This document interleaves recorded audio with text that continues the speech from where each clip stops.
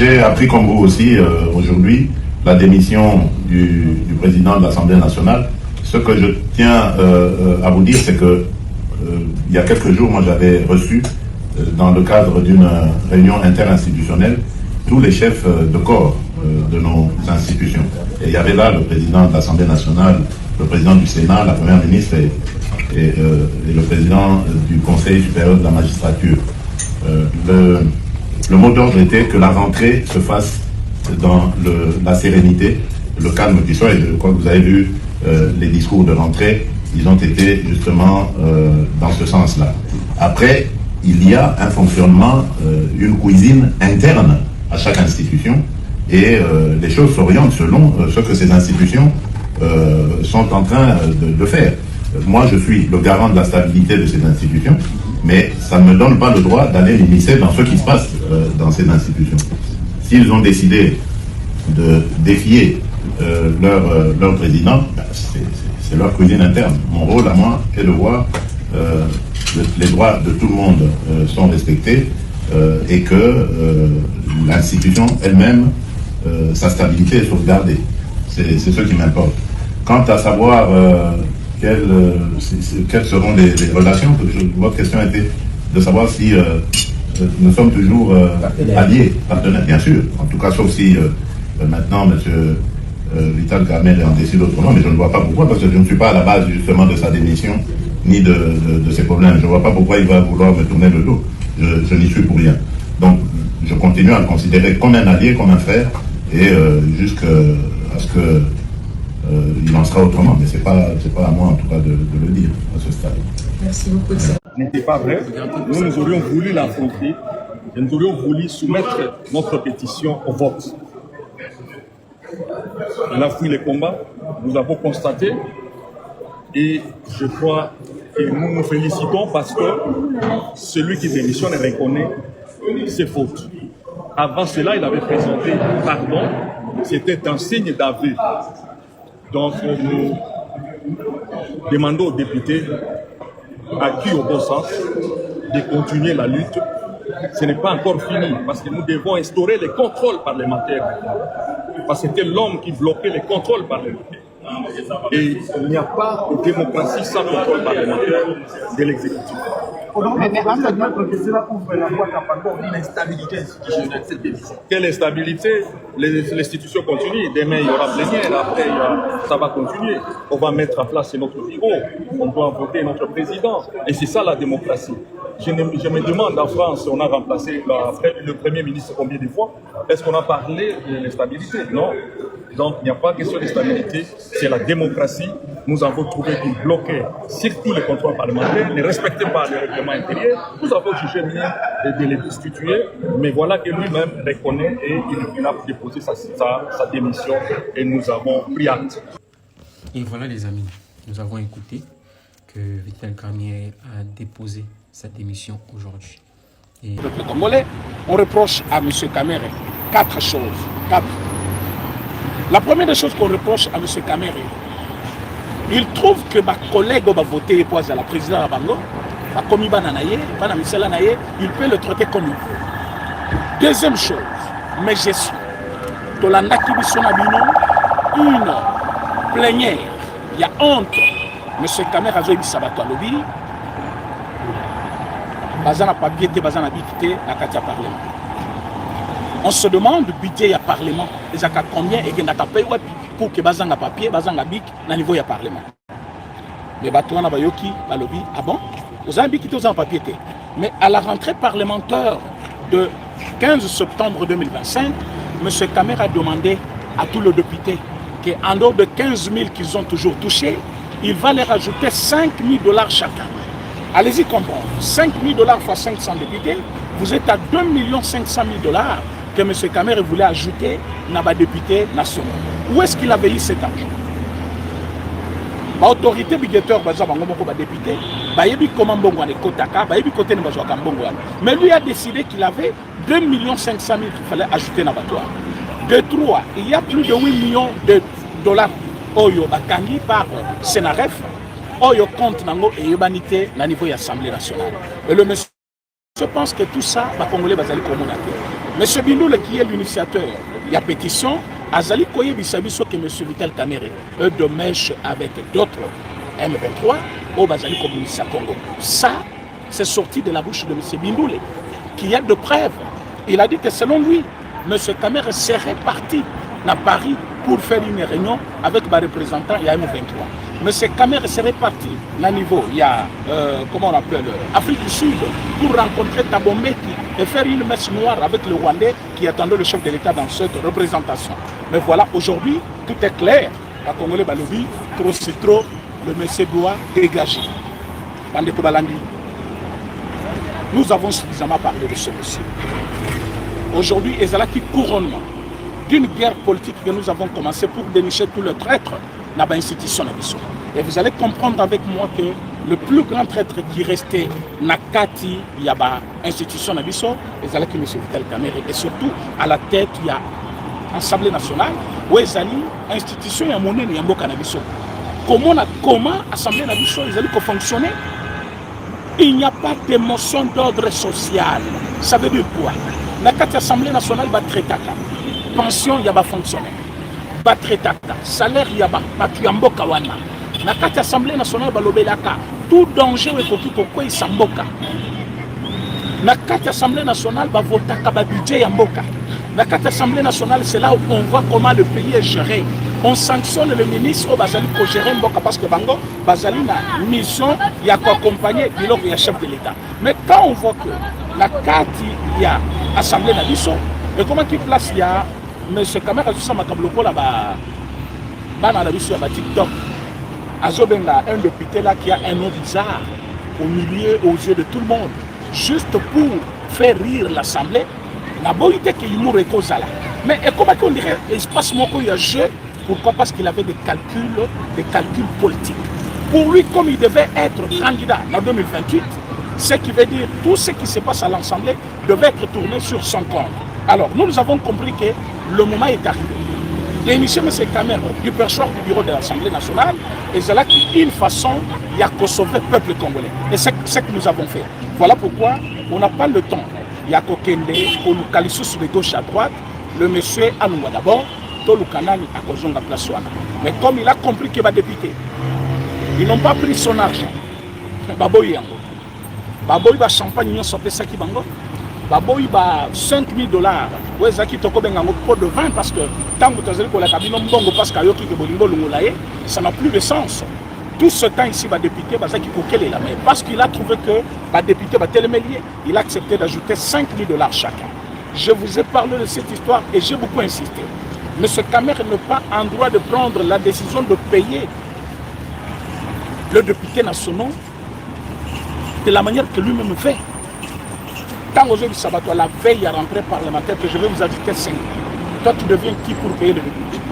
Mbongo faut que député Zambongo et l'État, avant il fait Samabongo et Zalaka, 3 institutions va faire la présidence de la République.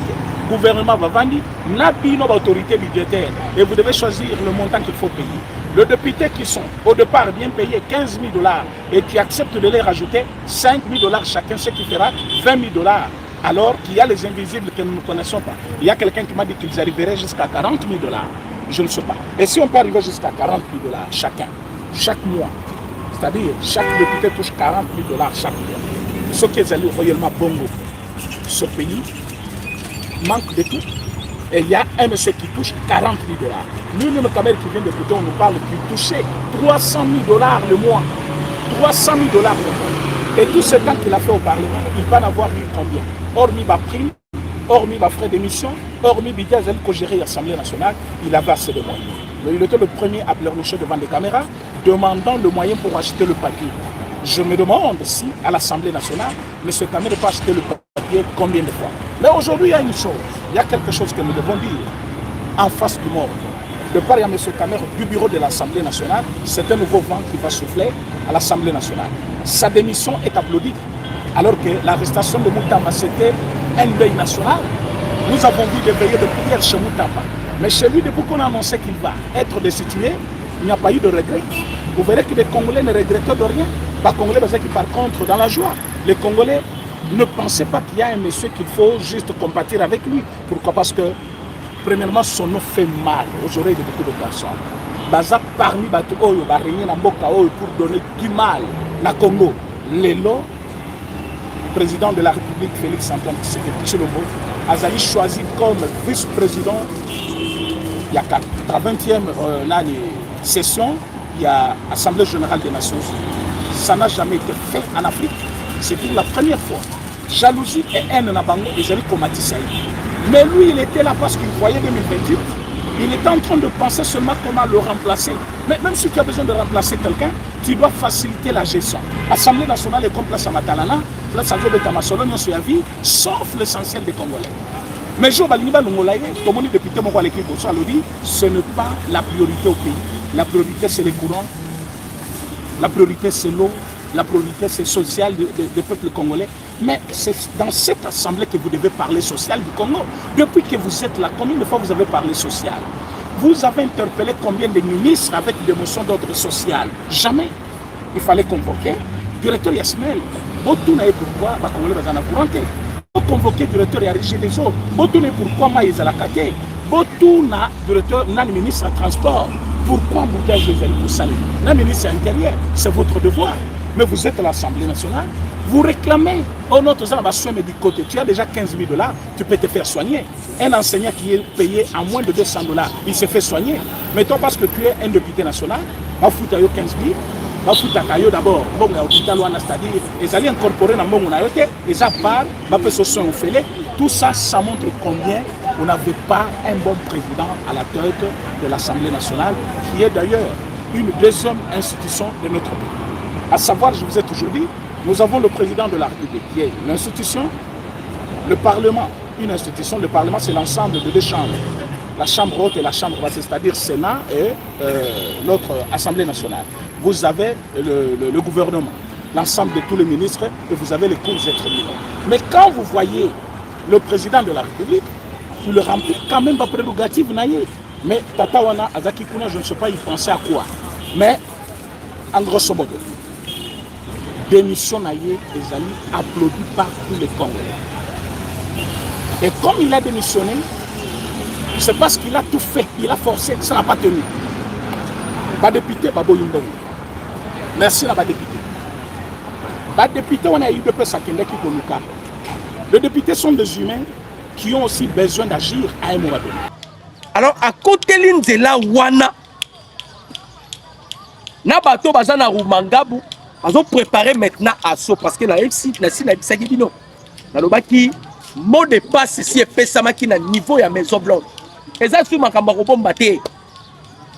Lobby, l'issue, Bobi qui bat là qui lobby. Laurence Kanyuk, elle est là qui lobby. Ah, Nazoebi Sabino Bananga, en débandade. Ceux qui sont Rwanda, ceux qui voient. Parce que frappe et Betama qui lobby dans Zibiri, na Zibira. Frappe et Betamaki na Masisi na Walikali. Donc on utilise maintenant des drones et des psychoses. Lobby Lissoussou, ils ont été frappés par la frappe aérienne. Alors Kabila aye Mupanzi Wana, le gars ba mekaki côté à Ouvir, ba mekaki côté à Fizi, ba kutani na résistance na niveau où vous ne pouvez pas imaginer. Yakotumba. Yakotumba lobby, Kabila Osala na aventure. Nanga Bosala aventure. De la même manière avec Johnny Lubuya Kachama, na Ituri. Osala aventure. Boane sika boko pénétrer na Ouvir. Nde baké ko baluka siko baké côté wana. Soki ba lancer ba offensive à grande envergure. Bazo viser soit au côté la côté à Chopo, la Tanganyika, Chopo, c'est-à-dire Kisangani, ou soit côté à Ituri et à Likolo, déjà ils ont en difficulté.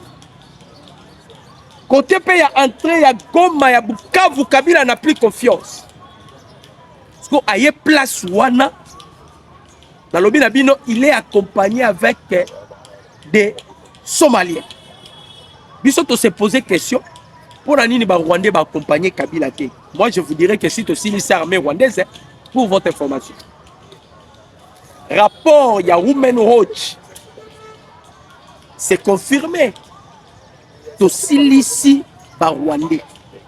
Tobomi bango en gros et en détail. Nde tobomi bango ebele. Nde bomona ki Paul Kagame ami ki melaki mbangu akendaki na Centrafrique na Bangui. Il a fait le recrutement. Il y a 4000 hommes à na bango. Na oyo bakangaki en otage parce que ba oyo bomoni bazana Rumangabo sont des Congolais qui nous ont tenus en otage. Ba kotisi bango na armée par force. Mais boyoka qui communiquait lobby à FRDC na poko. Après la frappe aérienne, FRDC a communiqué à ABC bandeko, à ABC bango na bandeko nyonso. Oyo nyonso azako se retrouver na rébellion. Il y a AFC, il y a M23, il y a RDF. Soit ça a besoin de finailler, ami qui me là-bas. Ça c'était communiqué officiel et salami lobby. Balobi, on a besoin de sauver Vinayaki. Parce que on a déjà activé maintenant frappe bandi Kobeta. Ndenge bomoni Kabila yeboye, peuple congolais, to sepeli makasi pourquoi? Parce que Koya Kabila oyo, il ne sortira pas vivant. Hein? Vous allez remarquer que Makila ba congolais ne zobenga Kabila. Donc la Makila ngwe sengaka vengeance et ana kata kobenga Kabila. Nde bomoni ayena ba Somaliens. Les Somaliens là sont des mercenaires. Les Somaliens sont des mercenaires. Oh ayena bango maintenant pour la Bitumba.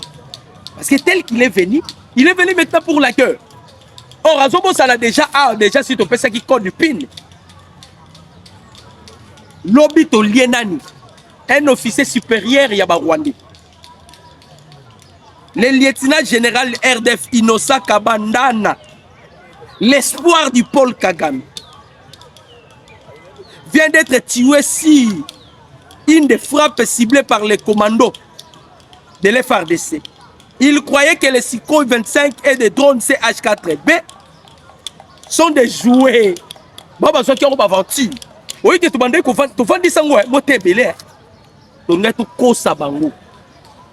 Tu fan di se qui ont moté belé. So ba na ba makanisi na bango ba binono ba biloko wana c'est que les arabes jouer. Maintenant l'opi est sala qui musala. L'opi est frappé. Ah tozo bisabino et les FARDC et les Wazalendo. Bah on dirait qu'il y a pareil lokomoko. La libération de Goma et de Bukavu. La libération de Goma et de Bukavu. Bobo Sanate Lissi Tamli, ambassadrice américaine. Alors les États-Unis se réjouissent parce que la République démocratique du Congo est récupérée souveraineté nango, l'autorité de l'État congolais. Donc toujours restauré yango maintenant par des frappes. Toujours restaurant par des frappes. Nebo moniawa. To bandi ko beta sikoyo. Abalobi, la libération du Nord Kivu et des Sud Kivu est imminente pour la restauration de l'autorité de l'État dans ces deux provinces. Chers compatriotes congolais de sang, 26 provinces, nous avons besoin de votre soutien.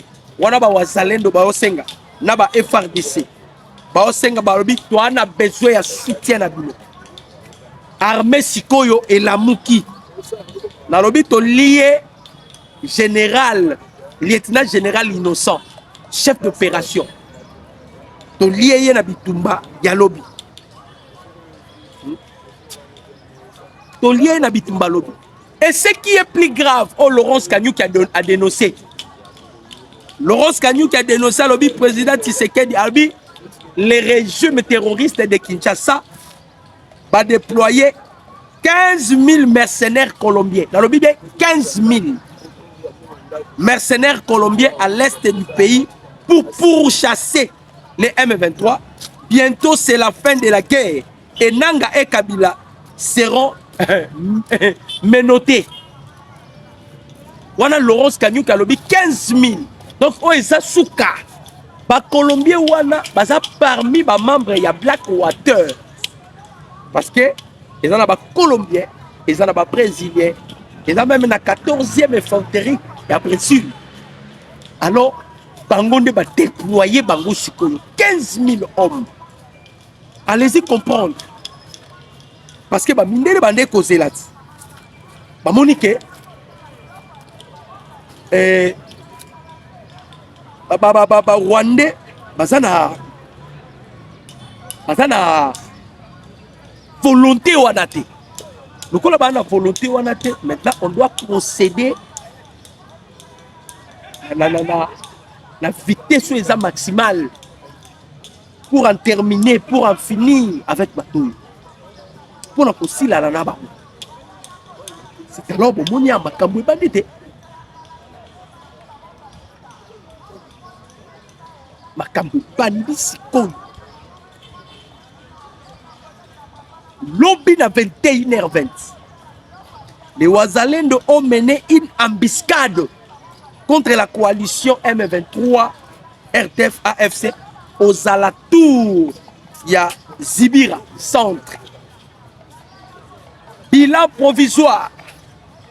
Plus de 55 ennemis neutralisés. Plusieurs blessés. Les assaillants pensant la localité déjà sous leur contrôle ont été surpris par cette riposte qualifiée de déterminée, marquant la volonté de la force armée, la force armée de la République démocratique du Congo ainsi que les Wazalendo. Sikoyo Nabato va frapper, on va neutraliser mon cause à la Kiwana. Ndeye ba memi na hôpital rwandais.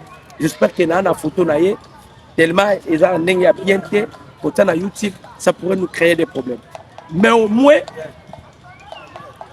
bande konangai ennemi a betami lobby ba outu ko pesa fausse information à ce qui concerne Zibir. Ah nazo ebisabino Zibira est sous contrôle ya ba Wazalendo. Zibira aza riche na kasiterite na or. Eza parmi bamboko moko pirement stratégique. Bango bazalaki kuna to déloger bango bazwaki yango to frapper bango lisusu lobi. J'ai même des images bomona ba Wazalendo bazo sala discours na Zibira. Bazo ko confirmer que Zibira eza na maboko ya ba Wazalendo. Donc bon miko samate avec des fausses informations. Il y a armée numérique rwandais pour qu'on pervertir sans ces informations bien qu'on consaba congolais. On a fait sabino information vraie. Si vous voulez les images, na rote la bino pe na kotindelo image na numéro ko senganga na okomelanga na tindelo image bomo na bino moko Zibira na misu na bino ba osala point de presse.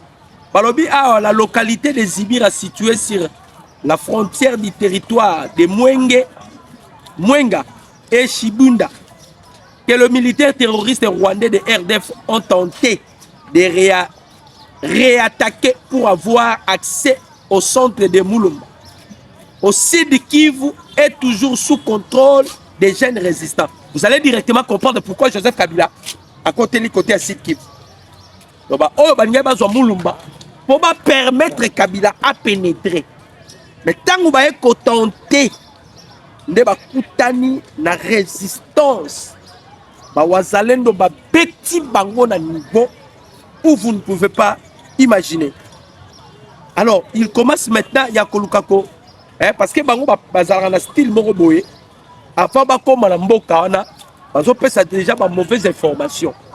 Ba pesa ba mauvaise information wana pona koluka pour anticiper soit ko kimisa population soit ko salaboy boy binde makamundanga lobaka oh ils ont encerclé Uvira si vous vous souvenez encore nanga lobaka que nous avons encerclé Uvira mais allez demander à Nanga Uvira ba encercler ti lelo bakota katendeke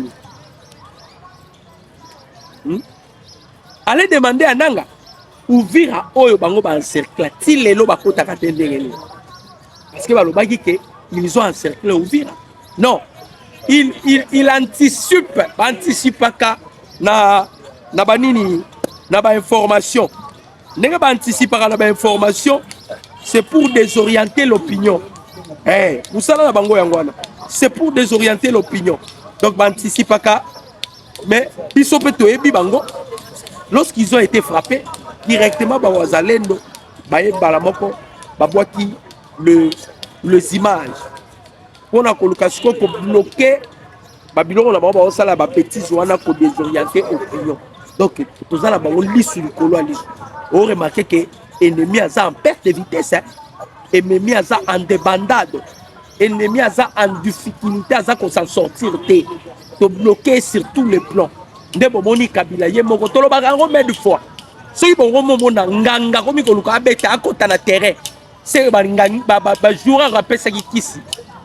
Bameli pema Kabila ye moko ye lisusu na Sud Kivu makila ba congolais ndenge zobenda eti ndenga yebo amata kita ko bimate d'ailleurs na il wana kutu ndenga bi kotisi na il wana idui na lobi na bino azana il idui na Sud Kivu ozo rallier biso parce que na la Kivu il a profité partant ya Kizeni à côté li Kizeni logo les ana na il moko na Rwanda ezo relier biso avec il Idui Wana, le plus grand île de la République démocratique du Congo, à côté de Wana, avec ça la base. Après avoir Kosenga, dans le gouvernement zambien, ça y est, base aérienne pour sa base. Parce que à ça qui réunion, on a bisibino, à l'objet que après ça qui pouvoir, à l'ingis quoi récupérer le pouvoir là.